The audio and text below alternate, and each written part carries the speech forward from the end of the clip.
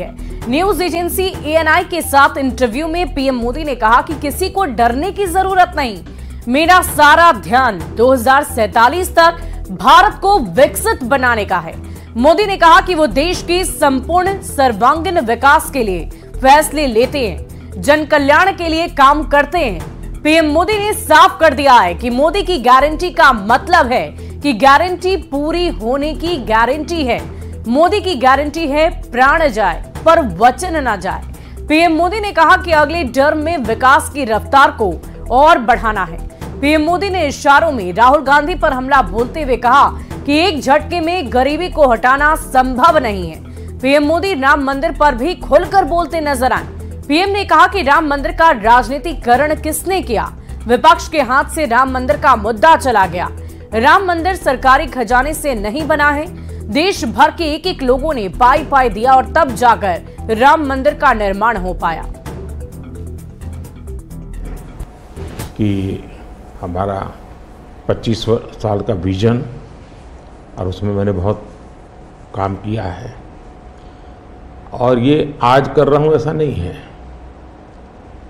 शायद मैं जब गुजरात में था तब भी इन दिशा में सोचता था।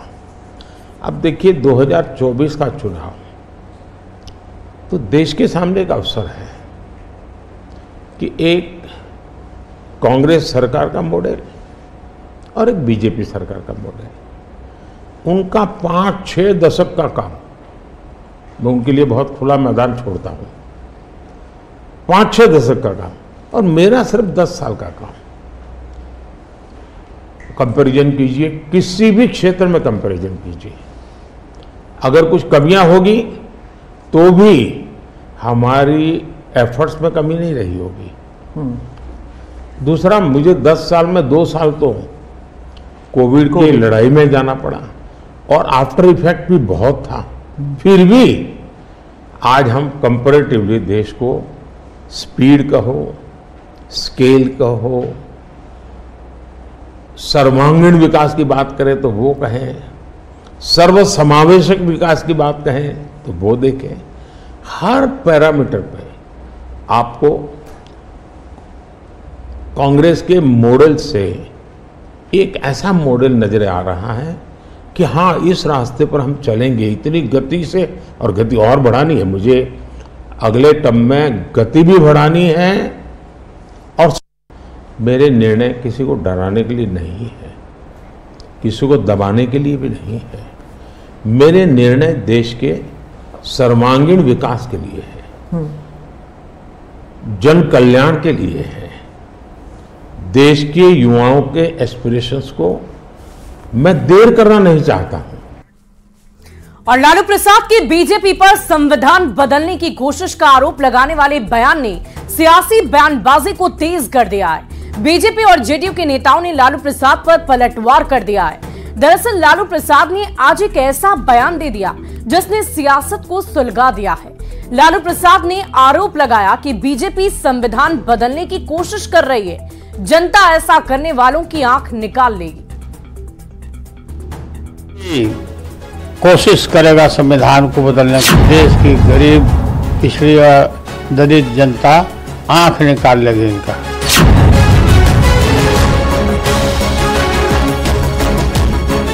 लोकसभा चुनाव प्रचार के शोर के बीच आरजेडी अध्यक्ष लालू प्रसाद ने ऐसा बयान दे दिया है जिसने बिहार ही नहीं बल्कि देश की सियासत में हलचल पैदा कर दी है। लालू प्रसाद के बयान पर तेज हुई बयानबाजी को भी सुनाएंगे। पहले लालू प्रसाद का वो बयान सुन लीजिए।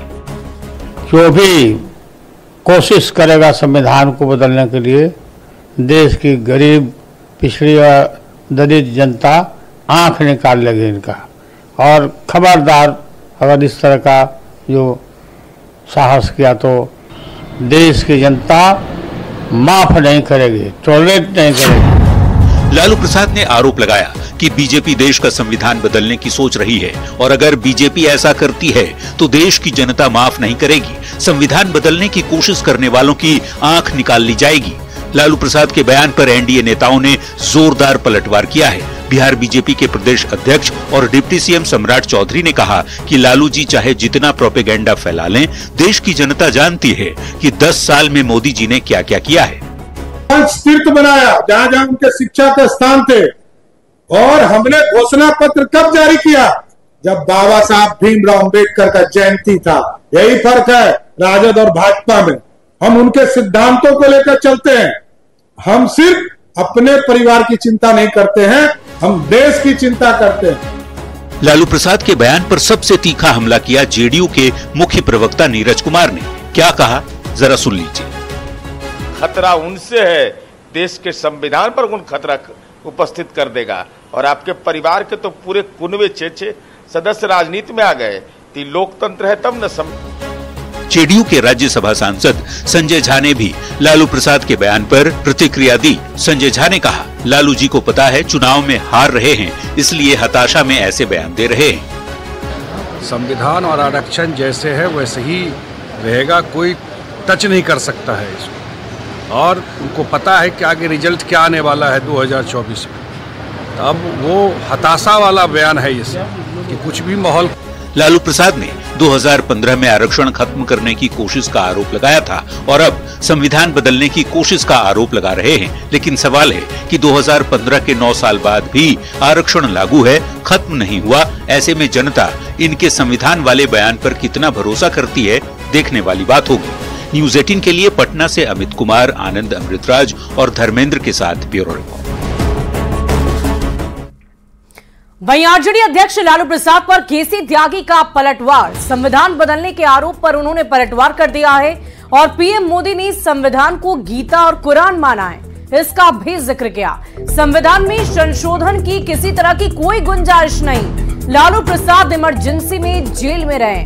लालू प्रसाद को पता है कि संविधान का हनन किसने किया है। लालू प्रसाद वनवास से गुजर रहे हैं, पुत्रों ने लालू पर प्रतिबंध लगा दिया है। तो केसी त्यागी ने यह पलटवार किया। पर जो दिया गया वक्तव्य है वो सिर्फ ना सराहनीय है बल्कि आंखें खोलने और चकित करने वाला है। उन्होंने संविधान को गीता, कुरान और बाइबल जैसा माना है जिसमें किसी संशोधन की कोई गुंजाइश नहीं होती है। उनको पता है कि संविधान का रास और हनन कैसे किया गया था। कम से कम उनको इस तरह की भाषा का इस्तेमाल नहीं करना चाहिए। यूं भी लालू यादव जी अपने वनवास से गुजर रहे हैं। उनके पुत्रों ने उन पर प्रतिबंध लगा दिया है कि पिताश्री आप चुनाव प्रचार भी में मत जाइए। आपको देख करके लोगों को 1990 से लेकर के 2000 के लालू यादव जी की याद आ जाती है। वहीं सम्राट चौधरी ने लालू परिवार और आरजेडी पर भी जमकर निशाना साधा है। उन्होंने कहा कि जब इन लोगों को 15 साल काम करने का मौका मिला तो इन्होंने राजा की तरह शासन किया और जनता का एक भी काम नहीं किया। सम्राट चौधरी ने कहा कि आरजेडी की एक ही पॉलिसी हो सकती है, धन की उगाही करना, और बिहार के लोगों को ठगना ही इनका प्रथम धर्म है। जिन लोगों ने 15 साल राज किया और रेल मंत्री रहे तो जमीन के बदले नौकरी दिया, वो भी कुछ लोगों। ये लोग हड़पने वाले हैं, नौजवानों का जीवन खराब करने वाले हैं, नौजवानों से पैसा ऐंठने वाले हैं, नौजवानों को ठगने वाले हैं। इसलिए ये लोग कभी नौजवानों की चिंता ही नहीं कर सकते हैं। आज भी आप लोग जब देखते होंगे स्पष्ट तौर पर दिखता होगा कि बिहार के लोगों को ठगना इन लोगों का प्रथम धर्म है। सरकार की कोई भी पॉलिसी में राजद हो ही नहीं सकता, क्योंकि उनके लिए एक ही पॉलिसी है, धन उगाई। धन उगाने का काम सिर्फ राजद कर सकती है, इससे ज्यादा कुछ नहीं कर सकते। देखिए, लालू जी बिहार में एक पंजीकृत नेता है, अपराधी जिसको कहते हैं ना, पंजीकृत अपराधी। कोई नेता यदि पंजीकृत अपराधी हो तो वो निकल के क्या करेंगे? मेरा तो स्पष्ट मानना है, शराब माफिया, बालू माफिया, जमीन माफिया, जो इससे जुड़ेंगे उसको हर हालत में बिहार छोड़ना होगा, नहीं तो बिहार के जेलों में रहना। और यूपी के मुख्यमंत्री योगी आदित्यनाथ ने आज औरंगाबाद और नवादा में चुनावी जनसभा की है।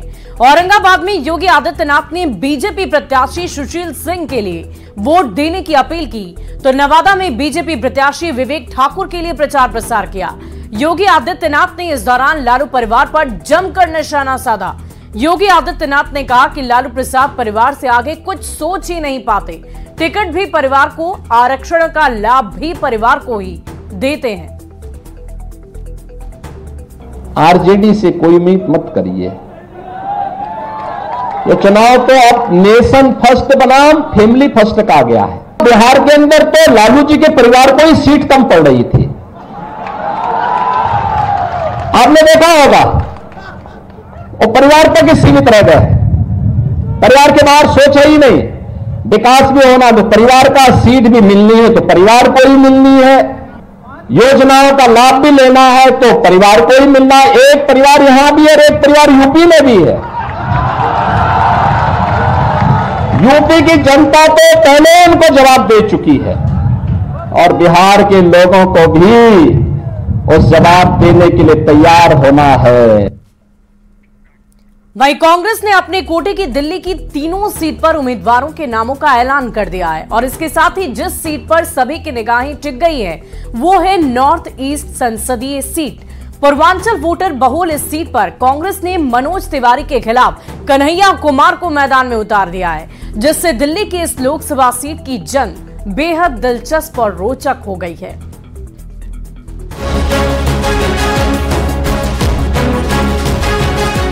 देश की राजधानी की जिस एक सीट पर दिलचस्प मुकाबला होता दिख रहा है वो है उत्तर पूर्वी सीट। ये सीट पूर्वांचल के लोगों का गढ़ माना जाता है। बीजेपी से मनोज तिवारी इस सीट के मौजूदा सांसद हैं, पर इस बार कांग्रेस ने मनोज तिवारी के खिलाफ कन्हैया कुमार को मैदान में उतारा है। दिल्ली की जंग में कूदे प्रत्याशियों के बीच अभी से वार पलटवार भी तेज है। कन्हैया कुमार जहां व्यक्ति नहीं विचार और मुद्दे को अहम बता रहे हैं, तो मनोज तिवारी तंज कस रहे हैं, कह रहे हैं टुकड़े टुकड़े गिरोह के लोग जिम्मेदार नहीं हो सकते। मेरे ख्याल से व्यक्ति महत्वपूर्ण नहीं होता है, विचार महत्वपूर्ण होता है, मुद्दा महत्वपूर्ण होता है। 10 साल से वो सांसद हैं तो वो बताएं नॉर्थ ईस्ट की जनता को, नॉर्थ ईस्ट दिल्ली की जनता को कि 10 साल में उन्होंने क्या किया है, और जनता तय करेगी कि जो वो कह रहे हैं अगर वो सच है, उन्होंने जो काम किया है तो उनको अपना समर्थन आशीर्वाद देगी। जो भी आएगा हमारे क्षेत्र में तो 14,600 करोड़ का काम तो देखेगा ही, तो इसी बहाने उसको कैसे पहली बार मेट्रो आती है, कैसे पहली बार रेलवे स्टेशन बनता है, कैसे पहली बार एलिवेटेड रोड बनता है, कैसे पहली बार नदी पे पुल बनता है, ये सारा कुछ तो देखेगा ही। और मेरा मानना है कि जो भी आया है ना वो 40 दिन के भ्रमण पे आया है, वो भ्रमण करके चला जाएगा। दोनों नेताओं की फैन फॉलोइंग काफी ज्यादा है। इस सीट पर विचारधारा की लड़ाई भी देखने को मिलेगी। कन्हैया पूर्वांचल के साथ ही वामपंथ विचारधारा से जुड़े नेता हैं, तो बनारस हिंदू विश्वविद्यालय से पढ़े मनोज तिवारी बीजेपी से 2 बार सांसद रह चुके हैं। मनोज तिवारी दिल्ली की पूर्व सीएम शीला दीक्षित को भी हरा चुके हैं। ऐसे में देखना दिलचस्प होगा कि बीजेपी और कांग्रेस में इस बार कौन किस पर भारी पड़ता है। Bureau report, news 18। और यहां रुकते हैं एक छोटे से ब्रेक के लिए। खबरें लगातार जारी है।